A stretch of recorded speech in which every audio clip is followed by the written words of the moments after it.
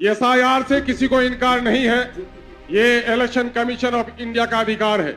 लेकिन just election से पहले और 25 दिन की अवधि में तुगलकी फरमान के जरिए एसआईआर करा जाना, ये कहीं न कहीं केंद्र की भाजपा सरकार के हथकंडे के तौर पर इलेक्शन कमीशन का इस्तेमाल हो रहा है। आज बिहार में 14% लोगों के पास सर्टिफिकेट्स हैं,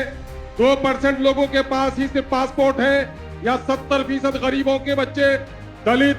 जो निर्धन हैं, एसटी हैं, एसटी हैं, उनके पास कोई कागज नहीं है और ये तुगलकी फरमान हमें प्रमाण पत्र दिखाने को कहता है। दूसरी तरफ माननीय मुख्यमंत्री जी यहाँ पर हैं, क्या वजह है कि बिहार के दूसरे जिलों में, प्रखंडों में आज वहां पर क्या कहते हैं, निवास प्रमाण पत्र बन रहा है, पारिवारिक सूची बन रही है, लेकिन सीमांचल के चारों जिले में इनके डीएम ने फरमान जारी कर दिया है, सीओ कहीं भी आरटीपीएस के जरिए से हमारे सर्टिफिकेट इशू नहीं किया जा रहा है। मैं भाजपा के साथियों को कहना चाहता हूँ